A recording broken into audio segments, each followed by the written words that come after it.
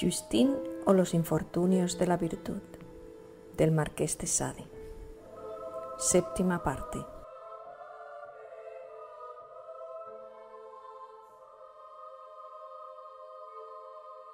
Este último punto me produjo una enorme inquietud y le pedí a Onfalía que me dijera con toda sinceridad cuál era su opinión acerca del destino de las jóvenes que eran retiradas del servicio.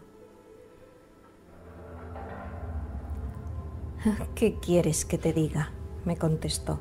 «En todo momento la esperanza destruye esta tenebrosa idea, aunque todo parece indicar que es una tumba lo que les sirve de asilo. Sin embargo, vuelvo a repetirte, hay 1001 pensamientos nacidos de quimeras que destruyen tan fatal convicción. El día en que alguna va a ser licenciada, solo se le avisa por la mañana.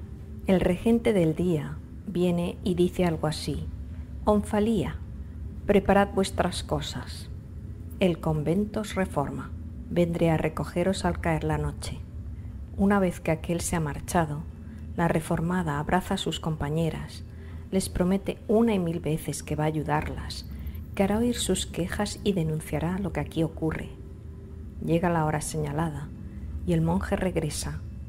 La joven se va y jamás se vuelve a saber nada de ella. Entretanto, si es día de cena, ésta se celebra como de costumbre, y las únicas cosas que notamos en esa ocasión es que los monjes no alcanzan con facilidad el punto culminante del placer. Beben mucho más y volvemos más temprano a nuestras habitaciones. Además, no llevan a ninguna consigo para pasar la noche, y tampoco se requieren nuestros servicios a la mañana siguiente. «Mil gracias por tus instrucciones», le dije a Onfalía. «Todo lo que me has contado me inquieta.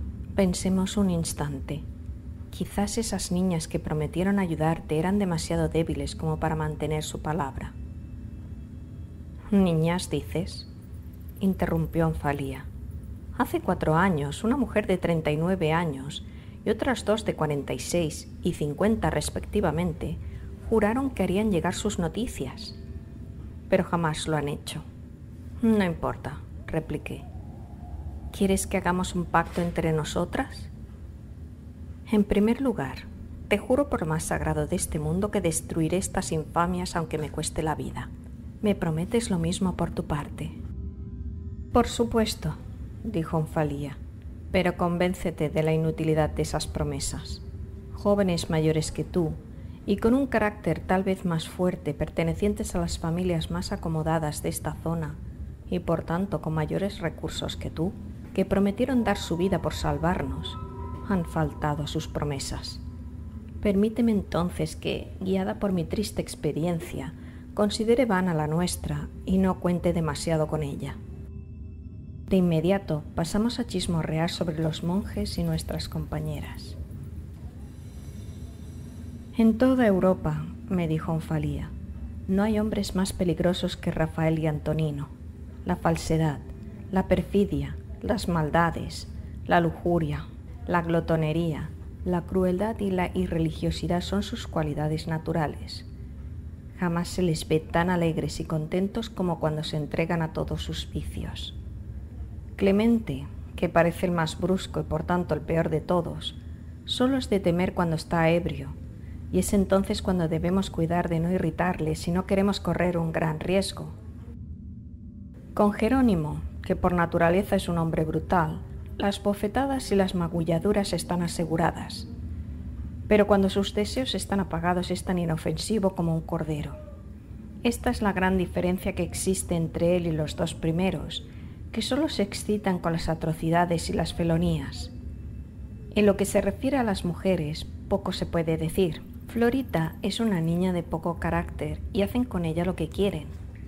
Cornelia es muy bondadosa y sensible, y no halla consuelo a sus desgracias.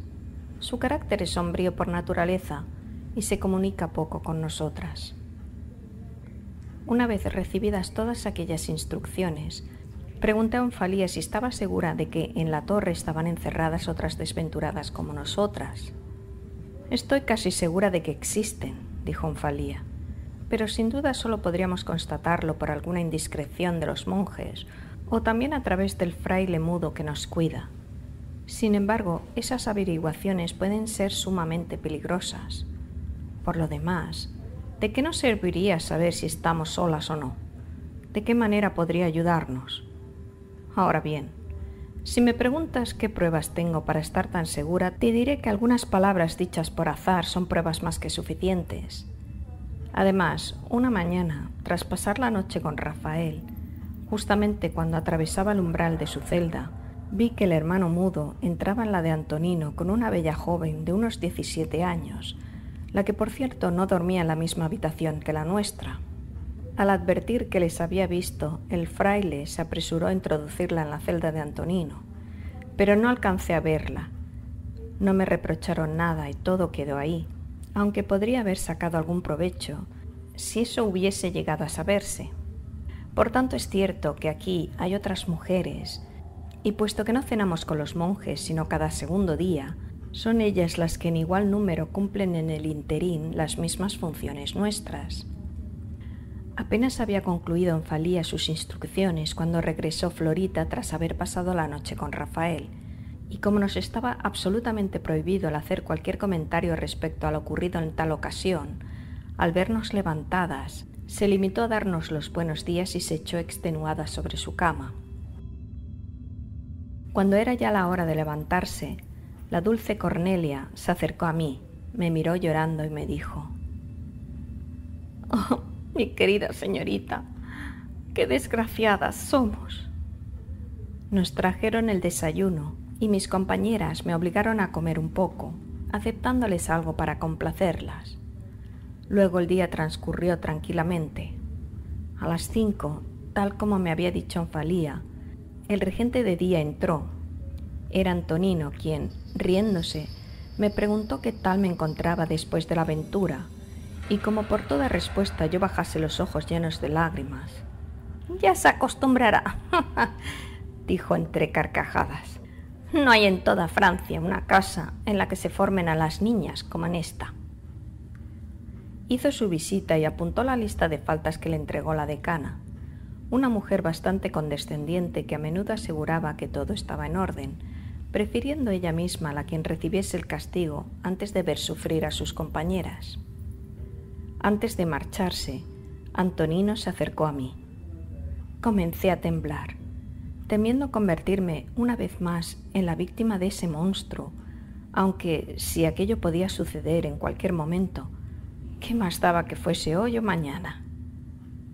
Me somete a sus torpes caricias y luego me deja para echarse furiosamente sobre Cornelia, mientras que todas las allí presentes nos disponemos a servirle a fin de que consiga saciar sus deseos con aquella desgraciada, tal como había hecho conmigo en la víspera, es decir, mediante el acto que mejor refleja la brutalidad y la depravación.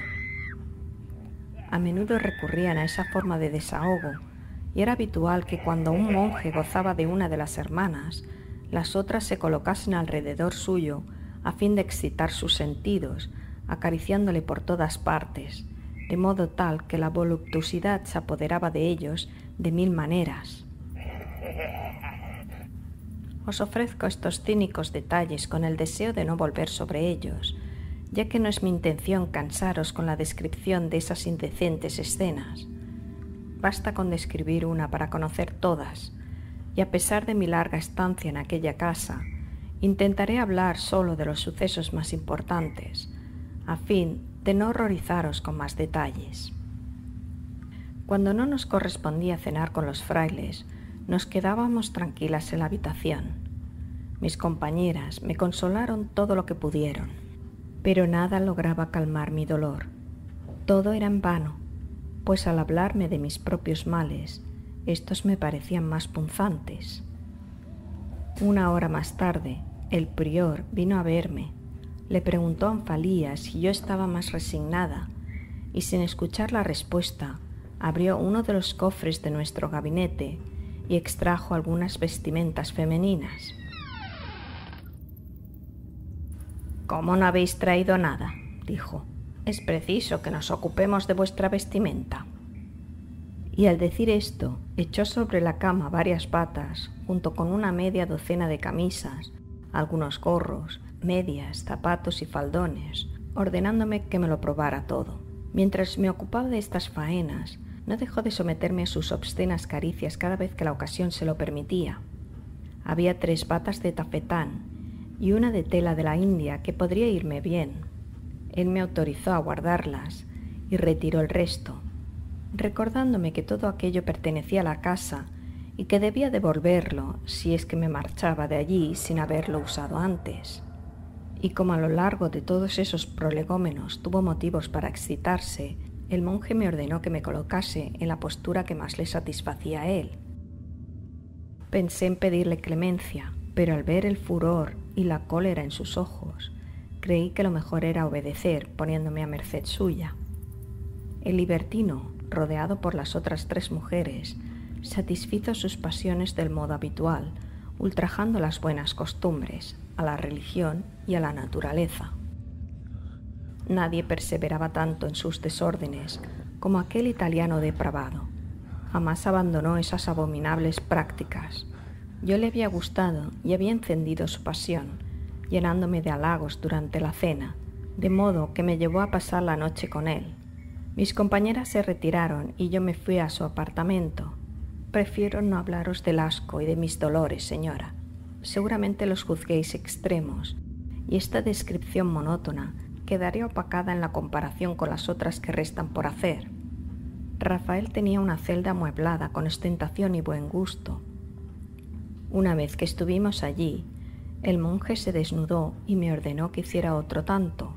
Manteniéndose pasivo, hizo que le excitara mediante una serie de recursos que de inmediato le pusieron en actividad. Puedo deciros que a lo largo de esa velada recibí la lección de libertinaje más completa que pudiera imaginar la joven más experimentada en esos ejercicios impuros. Tan pronto era maestra como pasaba a ser alumna, y aunque estuviese muy lejos de dispensar el trato que a mí me daban y no debiese pedir clemencia, pronto me vi obligada a implorarla, pero él se burló de mis ruegos, envalentonándose aún más con mis lágrimas. Se aseguró muy bien de que quedase imposibilitada para moverme, y cuando estuve bien sujeta, fui castigado durante 2 horas seguidas con un rigor sin límites. No solo no se detuvo ante las partes del cuerpo que luego usaría para sus infames placeres, sino que también lo recorrió por entero con su látigo, azotando indistintamente incluso los sitios más inaccesibles, los globos más delicados. Nada escapó al furor de mi verdugo, cuya voluptuosidad se modelaba al compás de mis dolorosas contracciones. Suspendía por un instante aquel ejercicio frenético al que se entregaba para acariciar y besar los vestigios de su furia. Algunas veces me soltaba para gozar viendo cómo me defendía de sus golpes cada vez más violentos, corriendo por toda la habitación. ¿Qué puedo deciros, señora? Incluso el altar mismo del amor no se libró de su violencia, y mis movimientos no hacían sino exponerlo a los ataques de ese bárbaro. Comencé a sangrar. «Vamos a acostarnos», dijo el sátiro sorprendentemente excitado tras esos odiosos preliminares. «Esto es demasiado para ti, aunque no bastante para mí. Uno jamás se cansa de esos santos ejercicios, y todo esto no es sino que una pálida imagen de lo que en realidad uno quisiera hacer». Nos metimos en la cama. Rafael era tan libertino como depravado, y varias veces a lo largo de la noche me convirtió en la esclava de sus criminales placeres. Aproveché un rato de calma entre uno y otro de sus ataques para suplicarle de que me dijera si debía tener esperanzas de salir algún día de aquella casa. «Seguramente», me respondió Rafael, «solo has venido para eso. Cuando los 4 nos pongamos de acuerdo en darte el retiro, Podrás irte sin lugar a dudas. Pero, le dije con el afán de tirarle de la lengua, ¿no teméis que alguna de las más jóvenes e indiscretas vayan alguna vez a revelar lo que ocurre aquí? Eso es imposible, dijo el prior. ¿Imposible? Ah, por supuesto. ¿Podríais explicarme? No, es nuestro secreto. Pero todo lo que te puedo decir es que, seas indiscreta o no, jamás te será posible, cuando estés afuera, revelar lo que sucede aquí dentro. Después de decir esto, me ordenó bruscamente que cambiara de conversación y no me atreví a replicarle. A las 7 de la mañana, el hermano me condujo hasta mi habitación y, relacionando lo que había dicho él con el comentario por Onfalía, me convencí de que desgraciadamente era muy cierto que las peores represalias se tomaban con las mujeres que debían abandonar la casa y que, si luego no se volvía a saber nada más de ellas, era razón de su misma muerte. Viví mucho tiempo espantada con ese horrible pensamiento, que al fin logré disipar a fuerza de combatirlo con la esperanza y aturdiéndome al igual que mis compañeras. En una semana acabé con las rondas que me correspondían y en ese intervalo tuve la oportunidad de comprobar, no sin horror, cuáles eran todas sus desviaciones y las prácticas infames a las que se entregaban los monjes en solitario, pero en todos ellos, al igual que en Rafael, la llama del libertinaje solo se encendía a través de la ferocidad más extremada, y como si ese vicio de los corazones corrompidos fuese en ellos el órgano que gobierna a todos los demás, era sólo a través de esos excesos como alcanzaba el placer. Antonino fue el que me resultó más difícil de soportar. Es imposible imaginarse hasta qué punto llegaba la crueldad de ese monje cuando se entregaba al delirio de sus actos libertinos, dominado de continuo por esos tenebrosos desvaríos que os he pintado con todo lujo de detalles. Ellos solos le bastaban para ocasionarle placer, conteniendo sus fuegos mientras disfrutaba y para alcanzar su desahogo. Me quedé asombrada al saber que, a pesar de todo el rigor que introducía en sus actos libertinos, algunas de sus víctimas habían quedado embarazadas. Así que le pregunté a nuestra decana cómo podríamos preservarnos de ello.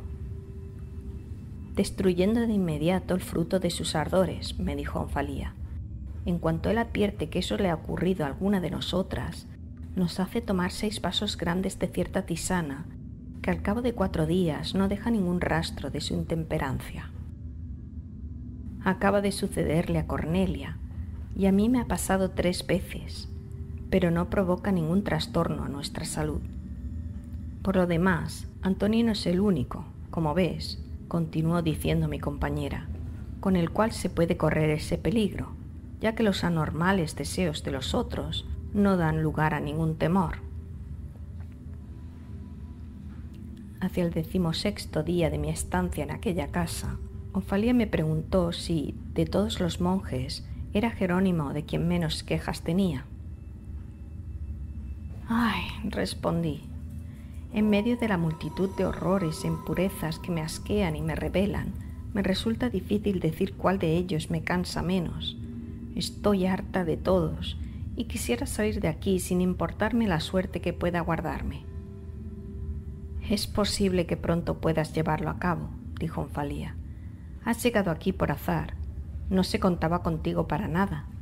8 días antes de tu llegada, acababan de hacer la reforma del mes y jamás realizan esta operación si no están seguros de disponer de una reemplazante. Por tanto, vendrá una nueva y tus deseos podrán verse cumplidos. Además, nos acercamos al día de la fiesta. Es raro que a raíz de esta los monjes no consigan algo. Seducen a jovencitas en el confesionario o bien secuestran a alguna. Pero ya te digo, es raro que este acontecimiento no les sirva para hacer caer a otra desgraciada». Finalmente llegó esa famosa fiesta. No vais a creer, señora, la impiedad que llegaron a cometer esos depravados durante aquella celebración. Pensaban que un milagro palpable podría aumentar su reputación, y fue por esta razón por la que Florita, que era la más joven, la revistieron con todos los ornamentos de la Virgen, la amarraron contra el nicho de la pared por la cintura mediante unas cuerdas ocultas y le ordenaron en el momento de la consagración levantarse los brazos al cielo en señal de compunción. Como la desgraciada criaturita había sido amenazada con el castigo más cruel si decía una sola palabra o cumplía mal su papel, puso todo su empeño para que el fraude resultara y tuviese el eco esperado. Todos los habitantes del pueblo, creyendo que aquello era un milagro, dejaron ricas ofrendas a la Virgen y se marcharon más convencidos que nunca de haber sido bendecidos con las gracias de la Madre Celestial. Nuestros libertinos quisieron rematar aquel acto impío, decidiendo que Florita se presentase a la cena con las mismas vestimentas que le habían atraído tantos homenajes, y cada uno de ellos vio inflamarse sus odiosos deseos mientras la sometían así vestida a sus anormales caprichos. Pero los perversos no se contentaron con eso. La desnudaron y la pusieron boca abajo sobre una gran mesa, encendieron unos cirios, colocaron la imagen del Salvador en su cabeza y osaron consumar sobre las nalgas de aquella joven desventurada el más terrible de nuestros misterios. No pude soportar aquel horrible espectáculo y me desvanecí. Al verme así, Rafael dijo que, para que me acostumbrara a ello, era preciso que yo también sirviese de altar de los sacrificios. Me cogieron y me colocaron en el mismo lugar que Florita, y el infame italiano, con gestos aún más ultrajantes y sacrílegos, volvió a consumar sobre mí el mismo acto horroroso que acababa de realizar con mi compañera. Cuando acabó, no podía moverme y tuvieron que llevarme a mi habitación, donde lloré amargamente durante 3 días seguidos por aquel horrible delito al que había contribuido muy a pesar mío. Ese recuerdo aún desgarra mi corazón, señora, y no puedo dejar de llorar cuando pienso en aquello, ya que la religión es para mí un sentimiento y todo lo que la ofende o ultraja hace brotar la sangre de mi corazón. Entretanto, y contra lo que esperábamos, la nueva compañera no fue captada entre los fieles que habían concurrido al convento atraídos por la fiesta. Todo permaneció igual durante algunas semanas hasta que un nuevo suceso vino a aumentar mi ansiedad. Había pasado ya un mes desde mi llegada a aquella odiosa casa, cuando Rafael entró en nuestra torre alrededor de las 9 de la mañana. Se le veía muy agitado y su mirada parecía algo extraviada. Nos examinó todas, nos colocó una al lado de la otra en su postura preferida y se detuvo especialmente en Onfalía. Permaneció algunos instantes contemplándola en esa postura.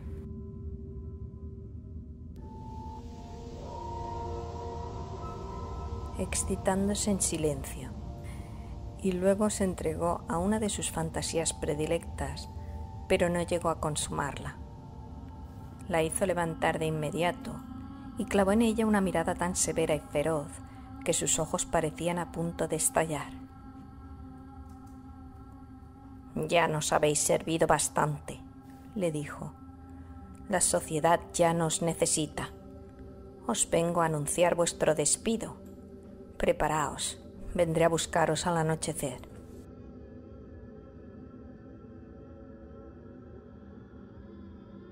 Después de decirle esto, volvió a mirarla del mismo modo atroz, la colocó nuevamente en la postura anterior y tras maltratarla por un instante, salió rápidamente de la habitación.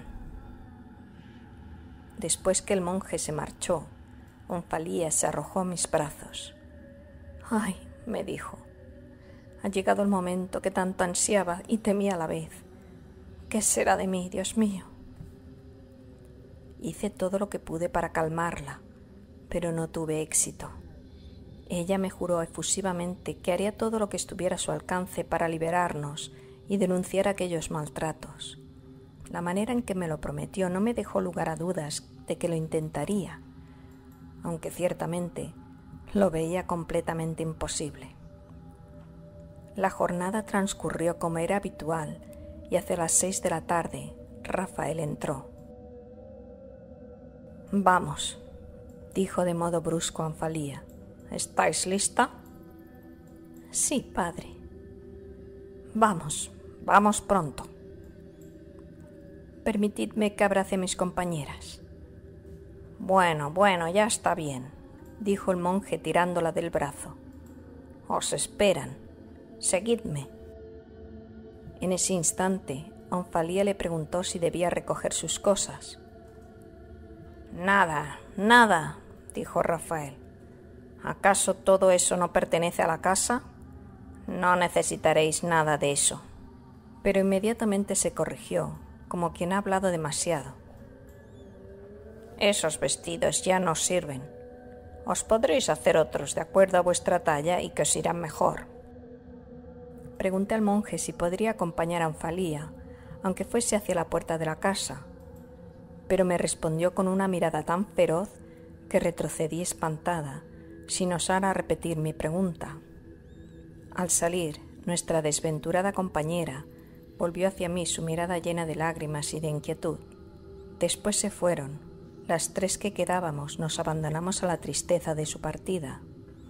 Media hora después, Antonino vino a recogernos para asistir a la cena. Rafael tardó 1 hora en aparecer. Parecía nervioso y a menudo hablaba por lo bajo con los otros, aunque todo transcurrió como era habitual. Sin embargo, advertí, tal como me lo había comentado Anfalía, que nos hicieron regresar más temprano a nuestras habitaciones y que los monjes, habiendo bebido más de lo acostumbrado, excitaban sus deseos, pero no llegaban a consumarlos.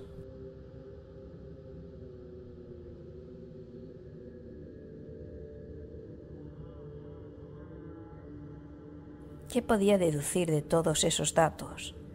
Tomé nota de ellos, ya que en ocasiones como aquellas una presta mayor atención, pero no pude llegar a ninguna conclusión, y es más, quizá no os hubiese contado todas esas particularidades de no haber sido por la sorpresa que me produjeron.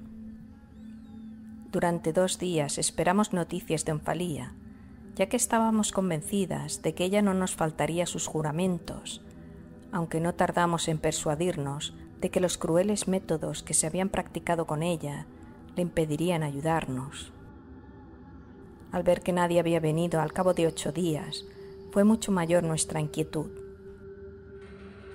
Tal como estaba previsto, al 4.º día de la partida de Anfalía, se nos hizo bajar para asistir a la cena, pero grande fue nuestra sorpresa al ver entrar por la puerta de atrás a una nueva compañera, en el mismo momento en que nosotras nos introducíamos por la nuestra. «Aquí tenéis a la que la sociedad ha elegido para reemplazar a la última que se fue», nos dijo Rafael. «Debéis aceptarla como una hermana y hacer más grata su estancia en todo aquello que dependa de vosotras. Sofía», me dijo entonces el prior, «eres la mayor de la clase, así que os asciendo a puesto de decana. Conocéis ya las obligaciones, de modo que os ocuparéis de que se cumplan puntualmente». Aquel empleo no me hacía ninguna gracia, y más bien hubiese querido rechazarlo, pero era imposible, ya que estaba obligada a sacrificar mis deseos y mi voluntad a aquellos villanos, de modo que, tras hacer una reverencia, le prometí que lo pondría todo de mi parte para que quedase satisfecho.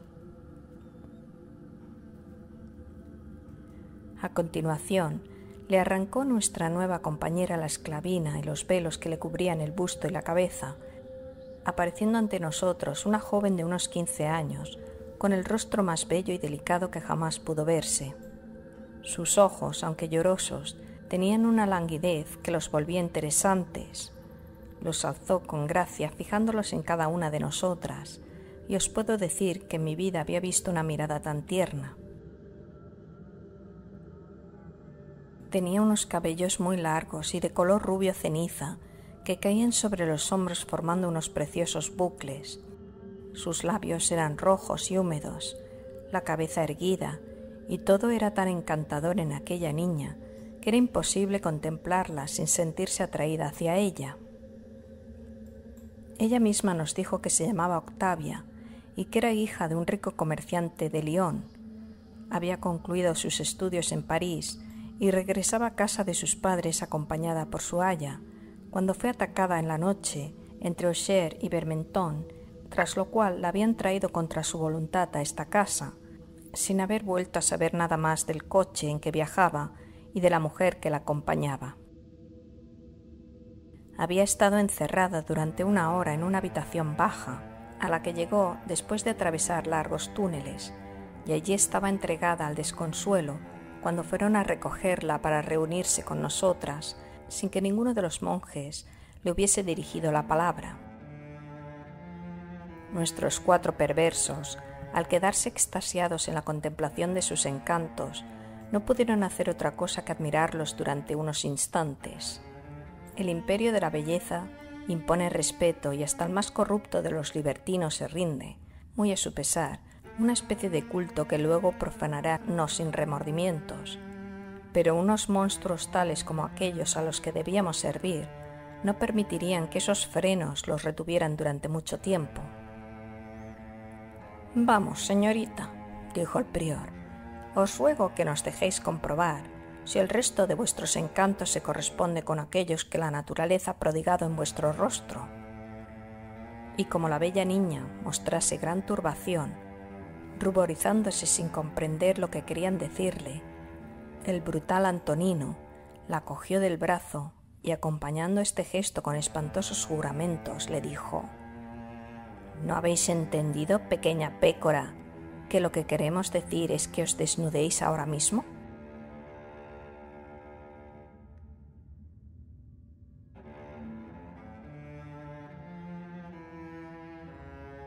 Fin de la 7ª parte.